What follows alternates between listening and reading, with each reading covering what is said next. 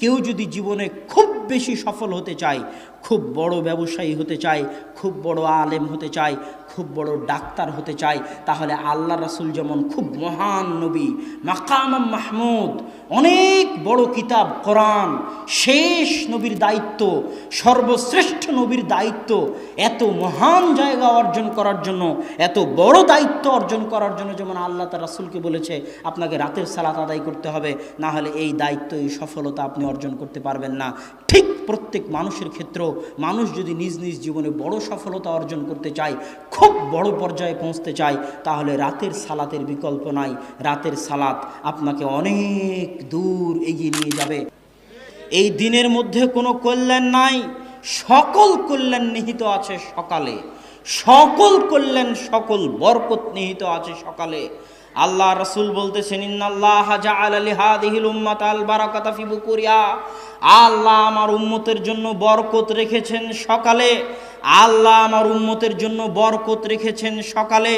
ইবনুল কাইয়িম রাহিমাহুল্লাহ বলতেছেন, আমরা সালাফে সালিহিনকে দেখেছি লা ইয়ানামুনা বা'দা সালাতিল ফজরি, আমরা সালাফে সালিহিনকে দেখেছি তারা ফজরের সালাতের পরে কখনোই ঘুমাতেন না।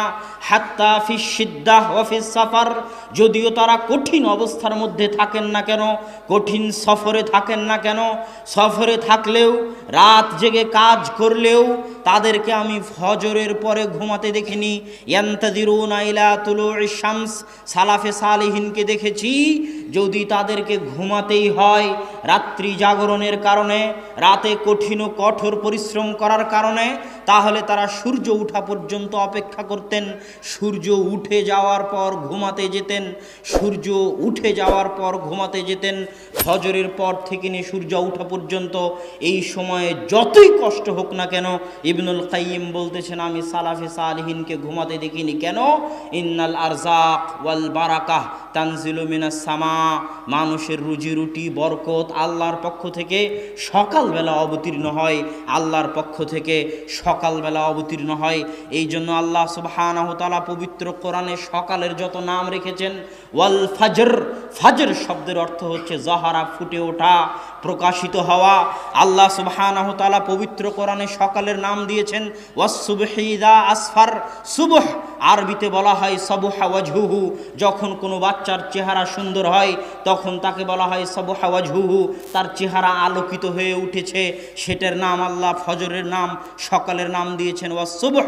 আল্লাহ ফজরের নাম দিয়েছেন ইদা আসফার, আসফার মানে প্রস্ফুটিত হওয়া, আলোকিত হওয়া। আল্লাহ সকালের নাম দিয়েছেন ওয়ান নাহার ইদা তাজাল্লা, দিন যখন জ্বলে ওঠে, দিন যখন প্রস্ফুটিত হয়। আল্লাহ সুবহানাহু ওয়া তাআলা সকালের জন্য পবিত্র কোরআনে যত শব্দ ব্যবহার করেছেন সব শব্দ আলোকিত হওয়া, প্রস্ফুটিত হওয়া, জ্বলে ওঠা, প্রজ্বলিত হওয়ার সাথে সম্পৃক্ত। ঠিক একইভাবে আল্লাহ সুবহানাহু ওয়া তাআলা এই পৃথিবীকে পরিচালনা করেন। সুন্নাতুল্লাহি ফি তাদবীরিল আরজ, পৃথিবী পরিচালনায় আল্লাহর মূলনীতি, পৃথিবী পরিচালনায় আল্লাহর মূলনীতি যদি কেউ জানতে চায়, মানুষের এই 50-60 বছরের জীবনে পৃথিবী পরিচালনায় আল্লাহর মূলনীতি জানা সম্ভব নয়। কেউ যদি পৃথিবী পরিচালনায় আল্লাহর মূলনীতি জানতে চায়, তাকে 500, 600, 700 বছর, 1000, 1500 বছরের ইতিহাস পড়ে দেখতে হবে আল্লাহ কিভাবে পৃথিবী পরিচালনা করেন।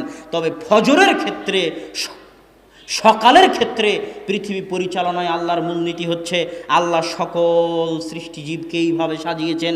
সকালবেলা ফুল ফোটে, সকালবেলা সূর্য ওঠার আগে পাখিরা জেগে ওঠে, সকালবেলা সূর্য ওঠে।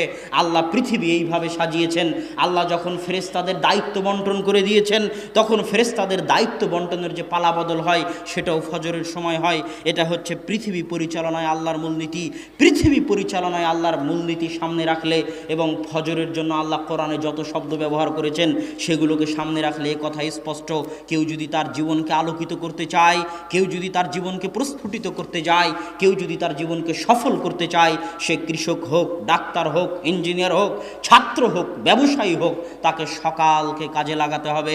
সকালের কল্যাণ থেকে বঞ্চিত হয়ে জীবনে সফল হওয়ার স্বপ্ন দেখা আকাশ কুসুম কল্পনার শামিল।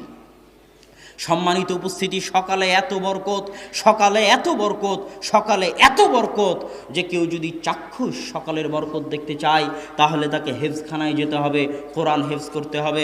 আমিও হেফজখানার ছাত্র, ছোট ছোট ছাত্রের সাথে আমি কোরআন হেফজ করেছি।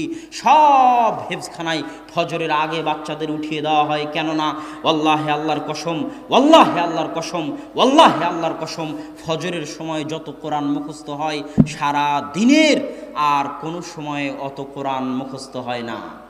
ফজরের সময় যত কোরআন মুখস্থ হয় সারা দিনের আর কোনো সময়ে অত কোরআন মুখস্থ হয় না। আজকে হতভাগা মুসলিম জাতির জন্য আল্লাহ ফজরের সালাত দিয়েছে। ফজরের সালাতের পরে সে কোরআন তেলাওয়াত করবে, কোরআন তেলাওয়াত দিয়ে দিন শুরু করবে।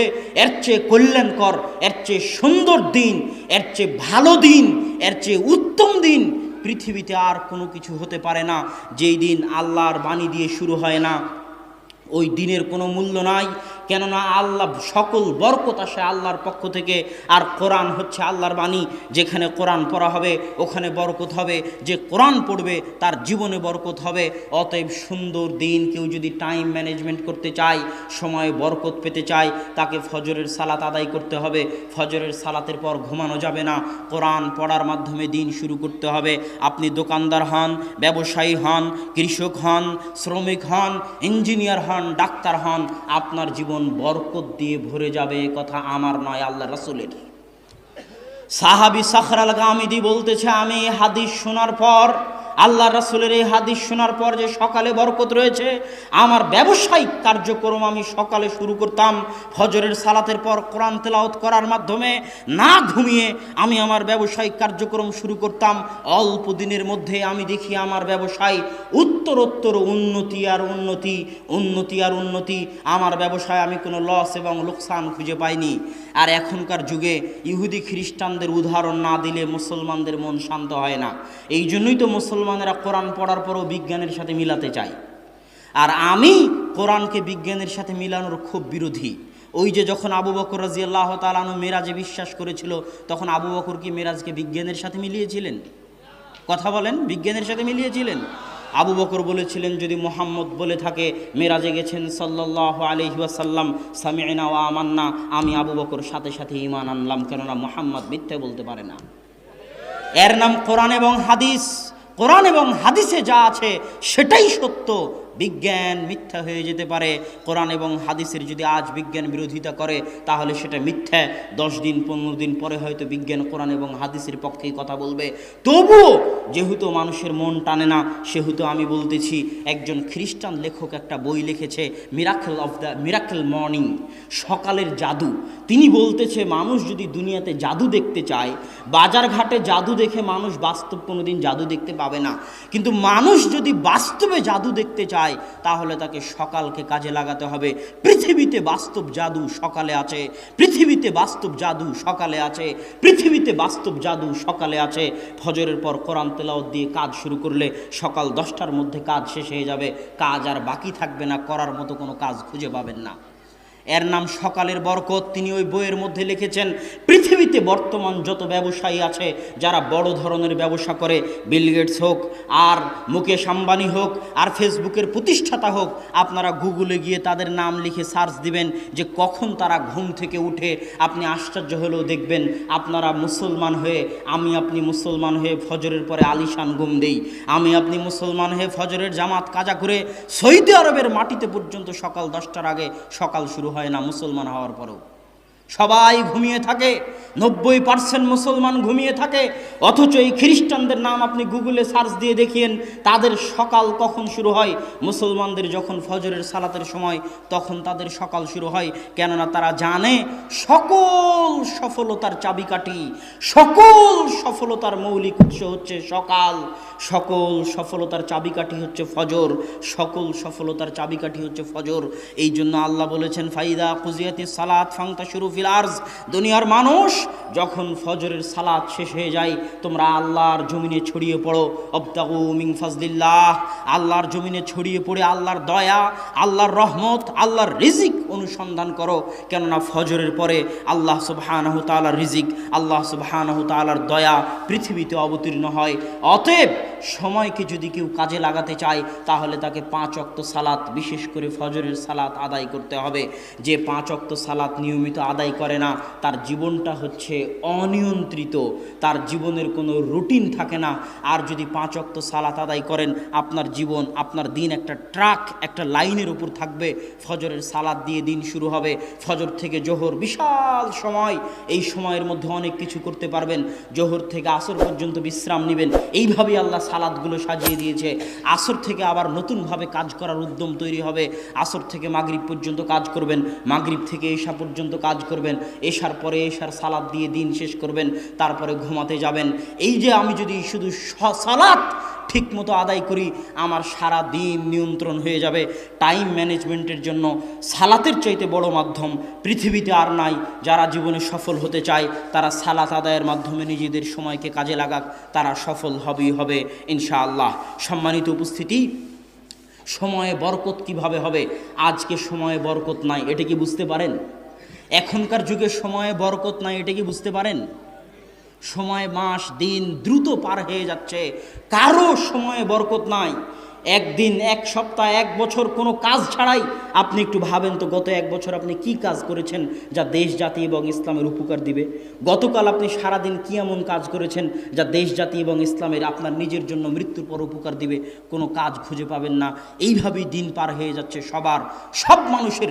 এই জন্য আল্লাহ বলেছে ওয়াল আসর ইন্নাল ইনসানা লাফি খুসর, সব মানুষ সময় নষ্ট করে, সব মানুষ ধ্বংসের মধ্যে, ক্ষতির মধ্যে নিমজ্জিত। সময়ের বরকত উঠে গেছে। অথচ আমাদের সালাফে সালেহিন, তাদের জীবনে সময়ের কত বরকত ছিল, কত বরকত ছিল, বেহিসাব বরকত ছিল তাদের জীবনে।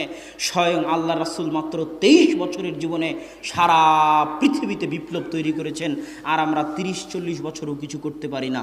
ইমাম নববী রাহিমাহুল্লাহ মাত্র 37-38 বছর বয়সে মারা গেছে, অথচ তার এমন কোনো বই নাই যে বই মুসলমানদের ঘরে স্থান পায়নি। অল্প বয়সে মারা গেছেন, অথচ এত খিদমত করে গেছেন। আল্লাহ তাদের সময়ে বরকত দিয়েছিল। আমাদের সময় হচ্ছে বরকতহীন সময়। কেউ যদি সময়ে বরকত পেতে চায় তাহলে কয়েকটি কাজ জরুরি। এক, সময়ে বরকত পাওয়ার জন্য জরুরি হচ্ছে আল্লাহ সুবহানাহু তাআলাকে স্মরণ করা, আল্লাহ সুবহানাহু তাআলার জিকির করা। আল্লাহ সুবহানাহু তাআলার স্মরণ করা এত বড় ইবাদত, এত বড় ইবাদত, এত বড় ইবাদত যে আল্লাহ সুবহানাহু তাআলা বলছেন, ইউনুস যদি মাছের পেটে আমাকে স্মরণ না করত তাহলে আমি ইউনুসকে কিয়ামত পর্যন্ত মাছের পেটে রেখে দিতাম। আল্লাহকে স্মরণ করা এত বড় ইবাদত, আল্লাহকে স্মরণ করা এত বড় ইবাদত। আল্লাহ বলছেন ফাযকুরুনি আযকুরুকুম। দুনিয়ার মানুষ পৃথিবীর যেখানেই থাকো না কেন, আফ্রিকার জঙ্গলে থাকো আর আটলান্টিক মহাসাগরের অতল গহ্বরে থাকো, যেখান থেকে আমাকে স্মরণ করো না কেন, আমি আল্লাহ এই মহাপরাক্রমশালী সত্তা হওয়ার পরেও, সারা পৃথিবীর মালিক হওয়ার পরেও যেখান থেকে আমাকে স্মরণ করবে, আমি আল্লাহ সেখানেই, সেই অবস্থাতেই তোমাকেও স্মরণ করব। আল্লাহু আকবার, আল্লাহু আকবার। আল্লাহ সুবহানাহু তাআলার এই কথার মূল্য দেওয়ার মতো, আল্লাহ সুবহানাহু তাআলার এই কথার মূল্য দেওয়ার মতো যোগ্যতা আমাদের নাই। আমরা যদি সময়ে বরকত পেতে চাই, আল্লাহকে স্মরণ করতে হবে। দলিল, ফাতেমা রাদিয়াল্লাহু তাআলা আনহা যখন আল্লাহ রাসূলকে বললেন, আল্লাহ রাসূল, আমার হাত ওই আটা পিষার জন্য ওই জাতা ঘুরাতে ঘুরাতে আমার হাত ঘা হয়ে গেছে, হাতে ব্যথা হয়ে গেছে, হাত লাগে, হাত ব্যথা হয়ে গেছে, চামড়া জড়সড় হয়ে গেছে, আপনি আমাকে একটা খাদেম দিন। তখন রাসূল সাল্লাল্লাহু আলাইহি ওয়াসাল্লাম বলেন, আলা আদুল্লুকুমা মা হুয়া, আমি কি তোমাদেরকে ওই জিনিসের দিকে ডাক দিব না, ওই জিনিসের কথা তোমাদের বলে দিব না যেটা একটা খাদেম দেওয়ার চাইতে তোমাদের জন্য বেশি কল্যাণ করা হবে। ফাতেমা রাদিয়াল্লাহু তাআলা আনহা চাইলেন খাদেম, আর আল্লাহর রাসূল বলতেছেন খাদেমের দরকার নাই, একটা জিনিস বলে দিচ্ছে ওটার উপর যদি আমল করো খাদেমের চাইতে বেশি উপকার পাবা। কি? 33 বার সুবহানাল্লাহ বলবা, 33 বার আল্লাহু আকবার বলবা, 33 বার আলহামদুলিল্লাহ বলবা, খাদেমের চাইতে বেশি উপকার পাবা।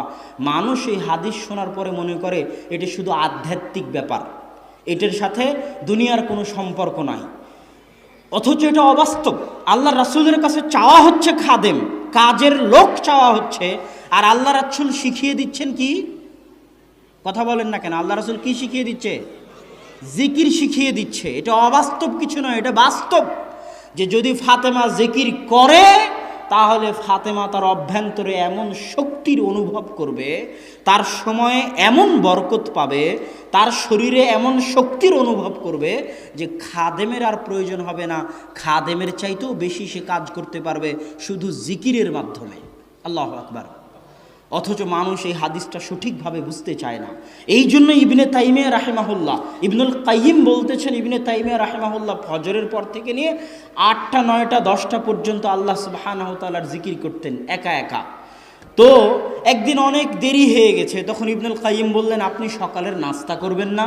তখন ইবনে তাইমিয়া বললেন, এটাই ছিল আমার সকালের নাস্তা। আমি ফজরের পর থেকে যদি এই 2-3 ঘন্টা আল্লাহ সুবহানাহু ওয়া তাআলাকে স্মরণ না করতাম, তাহলে আমার পেট, আমার অন্তর, আমার আত্মা ভর্তি হতো না, আমি সারাদিনে কিছু শান্তি মতো করতে পেতাম না। মানুষের যেমন পেটের খাবার লাগে, মানুষের তেমন আত্মার খাবার লাগে, কিন্তু মানুষ বুঝে না। আমি যখন বক্তব্যে এই কথাটা বলি তখন মানুষ আশ্চর্য হয় যে তাহাজ্জুদের সালাত আবার সফলতার মাধ্যম। জি, তাহাজ্জুদের সালাত সফলতার মাধ্যম। দলিল আল্লাহ সুবহানাহু ওয়া তাআলা কোরআনে বলছে, ইয়া আইয়ুহাল মুজাম্মিল কুমিল লাইলা ইল্লা কালিলা নিসফাহু আও ইনকুস মিনহু কালিলা আও জিদ আলাইহি ওয়া রাত্তিল কুরআনা তারতিলা ইন্না সানুলকি আলাইকা কওলান সাকিলা। হে চাদর যে মুড়িয়ে আছো, উঠো, রাত্রে সালাত আদায় করো, অল্প হলেও করো, অতি কম পরিমাণ হলেও তুমি রাত্রে সালাত আদায় করো। কেন কেন রাত্রে সালাত আদায় করতে হবে? ইন্না সানুলকি আলাইকা কওলান সাকিলা, আমি অচিরেই তোমার উপর এত কঠিন, এত ভয়াবহ, এত গুরুত্বপূর্ণ দায়িত্ব দিতে যাচ্ছি, যেই কঠিন গুরুত্বপূর্ণ দায়িত্ব তুমি পালন করতে পারবে না যদি না তুমি রাত্রে সালাত আদায় করো। আর এক আয়াতে আল্লাহ সুবহানাহু ওয়া তাআলা বলছে, ওমিনাল লাইলি ফাতাহাজ্জাত বিহি নাফিলাতাল লাক আসা আন ইয়াবআসাকা রাব্বুকা মাকামান মাহমুদা। রাত্রে তাহাজ্জুদের সালাত আদায় করুন, কেননা আপনার প্রতিপালক আপনাকে অনেক উঁচু মর্যাদা দিতে চান, আর ওই উঁচু মর্যাদা পেতে চাইলে রাত্রে সালাত আদায় করতে হবে। এই দুটো আয়াত দিয়ে আমি আপনাকে বলতে চাচ্ছি, কেউ যদি জীবনে খুব বেশি সফল হতে চায়, খুব বড় ব্যবসায়ী হতে চায়, খুব বড় আলেম হতে চায়, খুব বড় ডাক্তার হতে চায়, তাহলে আল্লাহ রাসূল যেমন খুব মহান নবী, মাকাম মাহমুদ, অনেক বড় কিতাব কোরআন, শেষ নবীর দায়িত্ব, সর্বশ্রেষ্ঠ নবীর দায়িত্ব, এত মহান জায়গা অর্জন করার জন্য, এত বড় দায়িত্ব অর্জন করার জন্য যেমন আল্লাহ তার রাসূলকে বলেছে আপনাকে রাতের সালাত আদায় করতে হবে, না হলে এই দায়িত্ব, এই সফলতা আপনি অর্জন করতে পারবেন না। ঠিক প্রত্যেক মানুষের ক্ষেত্রেও মানুষ যদি নিজ নিজ জীবনে বড় সফলতা অর্জন করতে চায়, খুব বড় পর্যায়ে পৌঁছতে চায়, তাহলে রাতের সালাতের বিকল্প নাই। রাতের সালাত আপনাকে অনেক দূর এগিয়ে নিয়ে যাবে, আপনার ব্যক্তিগত, আপনার পারিবারিক, সামাজিক, রাষ্ট্রীয় সকল ক্ষেত্রে রাতের সালাত আপনাকে মহান সফলতা দিবে, এত কোনো সন্দেহ নাই। অতএব রাতের সালাত আদায় করতে হবে। আল্লাহ সুবহানাহু ওয়া তাআলা আমাদেরকে রাতের সালাত আদায়ের তৌফিক দান করুক, আল্লাহুম্মা আমিন। সম্মানিত উপস্থিতি, রাতের সালাতের অনেক ফজিলত আছে, যেটা আপনারা আব্বুর বক্তব্যে অনেক সময় শুনতে পাবেন যে রাতের সালাতের আরও কত ফজিলত আছে। আমি শুধু সফলতার সাথে সংশ্লিষ্ট যতটুকু ততটুকু বললাম। বক্তব্যের শেষে চলে এসেছি। সফলতাকে ধরে রাখার জন্য 2 থেকে 3টে জিনিস খুব জরুরি। সফল আপনি সময় কাজে লাগালেন, সময়ে বরকত হলো, রাতে সালাত আদায় করলেন, সফল হচ্ছেন, কিন্তু এই সফলতাকে ধরে রাখতে হলে কয়েকটা জিনিস লাগবে। 1 দোয়া, 2 সবর, 3 বদ নজর, মানুষের হিংসা থেকে হেফাজত। আমি শেষটা দিয়ে শুরু করি। এই যে আব্বু বক্তব্যের আগে বলল, আমরা বাসায় অনেক সময় আলোচনা করি, আব্বুকে এভাবে বলতে নিষেধ করি, কেননা এমনিতেই আমাদের উপর মানুষের বদনজর এবং হিংসার অভাব নাই। তারপরেও যখন আব্বু এভাবে বলে, তখন কতজনের অন্তরে যে কত কি হয়, কতজনের অন্তর থেকে যে বদনজর এবং হিংসা বের হয়, তা আল্লাহ সুবহানাহু ওয়া তাআলা জানে। আর আল্লাহর রাসূল বলেছে, তাকদীরকে যদি কোনো কিছু পরাজিত করতে পারত, তাহলে মানুষের বদনজর পরাজিত করতে পারত। বদনজর অনেক ভয়াবহ জিনিস, বদনজর অনেক ভয়াবহ জিনিস। জীবিত মানুষকে কবরে ফেলে দিতে পারে বদনজর, আল্লাহর রাসূল বলেছেন।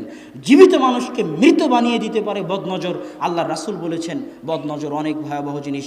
আপনি যখনই সফল হবেন, তখনই মানুষের হিংসা, মানুষের বদনজরের শিকার হবেন। ইমাম বুখারী বলছে, যখন তুমি আলেম হয়ে যাবে, তখন তুমি অন্য আলেমের হিংসার শিকার হবে। ইমাম বুখারীর কথা, যখন তুমি আলেম হয়ে যাবে তখন অন্য আলেমের হিংসার শিকার হবে। হিংসা এবং বদনজর ভয়াবহ জিনিস, এটা থেকে বাঁচার চেষ্টা করতে হবে।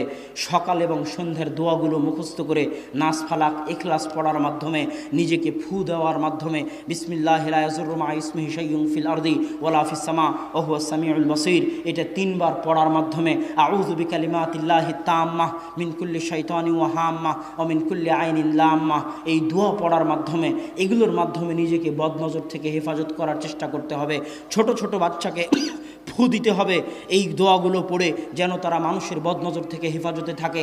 আপনি নিজেও যদি প্রশংসা করেন আপনার ছেলের, আপনি নিজেও যদি প্রশংসা করেন আপনার বউয়ের, তাহলে মাশাআল্লাহ বলবেন, বারাকাল্লাহ বলবেন।